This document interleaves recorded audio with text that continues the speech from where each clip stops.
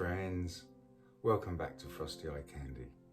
So I'm going to start off with jumping in with the dried results of this little beauty. I'm going to come in nice and close so you can see the beautiful piggies shimmering there, and you can see from the reflection of the ring light how nicely the coat of resin came out. So it's just really grabbing all of that light and letting it bounce backwards and forwards over those piggies, really making them look pretty darn amazing. So I'm going to run through the colours with you quickly, guys. A lot of them are pretty similar to the colours that I've used before in the past two videos, so I'm going to run through them quickly, but there's a slight twist and change and tweak right at the end. So the first colour we're starting with is the Rustoleum, the gold mine metallic accents. Gold mine, there you go. Starting off with some of that. And we're jumping straight into the piggies with beautiful s'mores again, the gorgeous deep brown. And then we're going straight in with seaweed, that beautiful lovely green colour with a gold shimmer. And then we're going in for the asparagus, that lighter green, again with a beautiful, beautiful golden shimmer to it. So that's, yes, asparagus. Then just for the hell of it, I thought why not? I had some mixed up, so I'm going to throw in a little bit of Comet. Comet is the interference gold red. Oh, perfect, there you go, you can see it. Beautiful interference colour. Then just for something for the cell activator to sit on again, just going to put a little bit of this permanent blue violet by Amsterdam. And then we're putting our cell activator on top of that, just for the vine part. We're using the Prussian blue cell activator, the Sheleeart recipe. So that's the actual vine. So now for the bloom, again, we're using a little bit of the Rustoleum gold mine again, very small amounts. And then we're going in for this beautiful one, TLP, this one's called Taffy. Fantastic, powerful blue. You can see how gorgeous it is. Then we're going to be putting down another beautiful new one, the Blue Eyes. As you can guess, I still had some of these paints mixed up. So the Blue Eyes on top of the Taffy. And then just for something to kind of hold everything up, I'm putting just down a little bit of the permanent blue violet. And then last piggy, this one is Funk, a little bit of Funk on top of the permanent blue violet. And then this is where it changes. I made some cell activator with the Rustoleum, and it works pretty darn good. If you hadn't tried it yet, I suggest you try. If you've got some of this Rustoleum, mix up some cell activator and see how it works for you guys.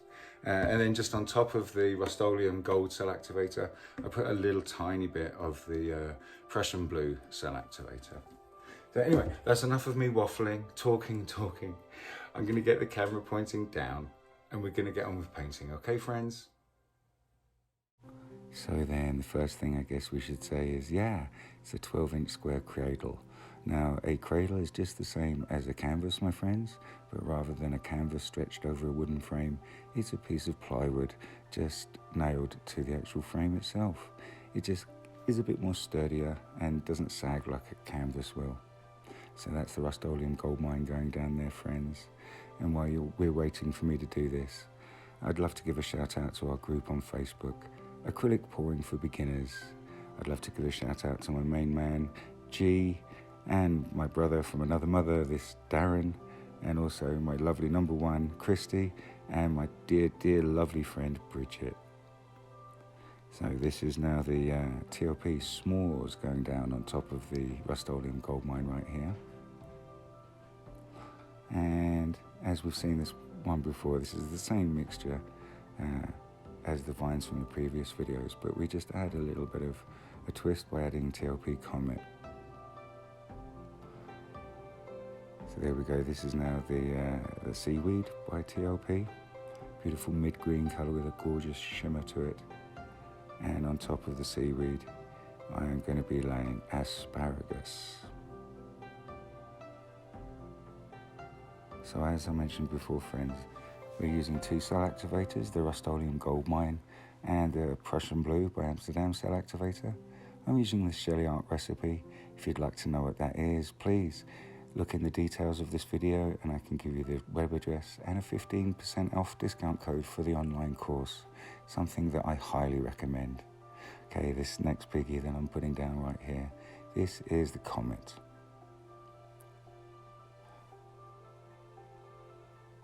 So on top of the comet, just to give the cell activator something to hold up and bite onto, this is the Amsterdam Permanent Blue Violet.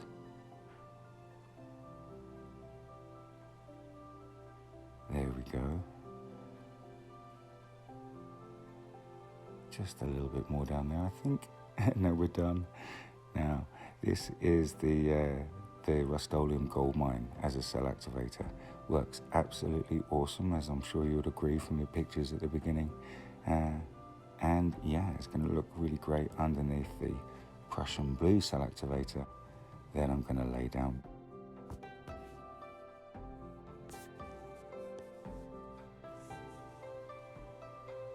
So in we go for a close-up, friends, nice and close. You can see me blow out the vine.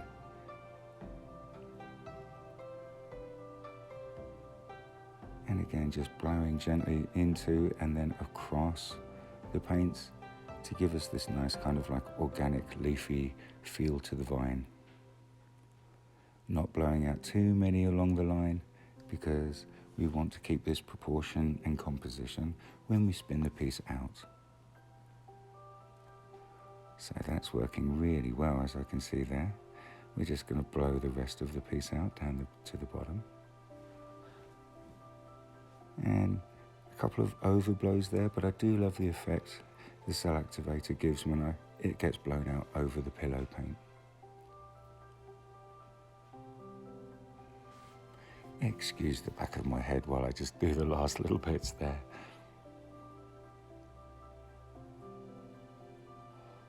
Now, just because the cell activator does sink quite quickly, I didn't put any at the end here because I was going to spend the most time blowing out the previous part of the bloom. So then we want to add it in stages so it's not all gone by the time we get down there.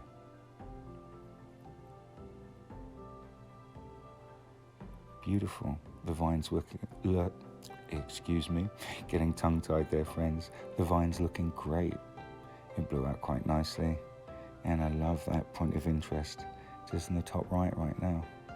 When we spin it out and the piece expands and grows, I really am liking that part of the bloom.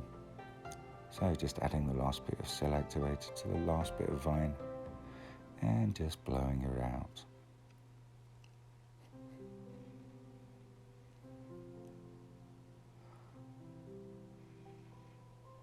Great, so that vine is looking awesome. And I'm not actually going to modify the vine at all, friends. I'm going to leave it as is. There we go, nice wide angled shot so you can see the whole vine. And now going close up for the small blooms we're doing. Now notice how much paint I'm putting down, guys. It's very, very small amounts. Again, because when we spin the piece, it's all going to expand and grow, and we want to keep the composition between the blooms and the vine. So that's the Rustoleum first, friends. Now we're putting down the nice little dollop of taffy. And again, slightly less each time, guys. We don't want the blooms to overtake the whole piece. Now it's the turn of Beautiful Blue Eyes by TLP.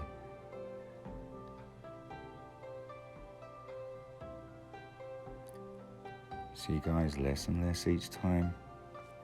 We don't want the last colours to overtake the whole blooms. So now that's the little bit of the tube paint, the Amsterdam Permanent Blue Violet. Just to give the piggies something else to sit on, so we're not using too many of them in a row.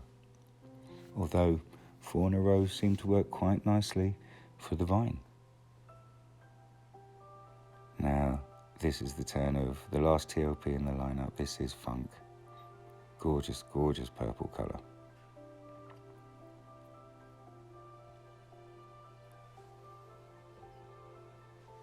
Now again, friends, the little bit of the Rustoleum mixed up as the cell activator, the Rustoleum gold mine, and then a little tiny bit of the Prussian blue cell activator.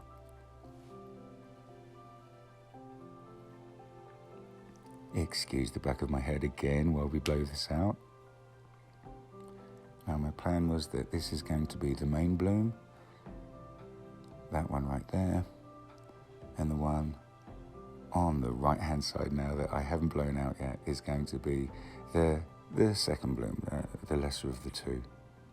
Just to hopefully give some proportion and dimension to the piece. Just giving it a little blow with a straw, trying to break that cell activator up and get it to sink, which it does really nicely. So for the second bloom, there's a little bit of the gold cell activator and the Prussian blue. And again, excuse the side of my head and face while I blow this out. Now, as you can see, initially it didn't work too well, but it's all good. I feel in the end the piece looks great, and it looks like a flower from just viewed from a different angle, where the main bloom really is a flower showing you its best. So just the last little blows to the bloom, and we're going to get my toothpick and start modifying this.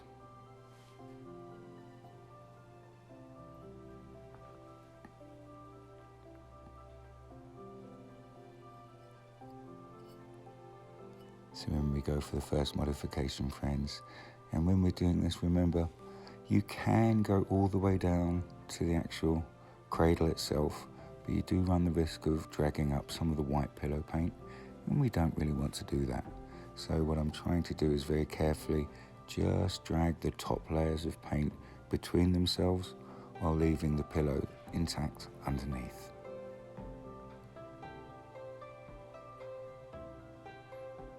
And again, with the modifications, guys, it's great to do a few, but it's also great to know when to stop. So we're going to add just 4 modifications, 4 or so to this bloom, guys, make it look more like a flower and more like petals. And remember, each time we have to wipe our little toothpick, because we're just going to drag different paints where we don't want them. There you go. I think that was number 4 or number 5, but that's pretty much it with the modifications. Oh, no, one more. What's one more modification between, friends, huh? Excellent. So out for the main view so you can see the spin.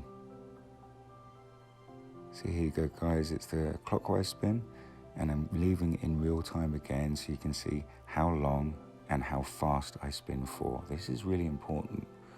I let my pieces spin for a little longer than most artists will stop it by now, but I like giving the pillow and the actual colours a good enough time to reach the edge of the canvas and flow nicely down, and hopefully keep some cell structure. So here we go for the first close-up. That's looking pretty darn good. I've said it before and I can say it again. Sean, my wife, says that I sound a little Canadian when I say it like that, but I'm not too sure. I'll let you be the judge. So that was the clockwise spin, friends, and we're going to go in for the anti-clockwise spin. And again, leaving it in real time so you can see exactly what I do. How are you supposed to learn if everything's going at double speed? So you can see the piece is really expanding nicely. All of the colours have met the edges, and we've got some great composition with a negative space on the other 2 corners. So there you have it, my friends. We're just checking, see if there's much movement to the piece, and there's hardly any at all. So I think we're pretty much done here. So I'm going to carefully pick it up, my friends, and we're going to go in for a nice close-up so you can see all those piggies shimmering there and doing their magic. I'm very happy with this piece indeed. I don't think it could have come out much better.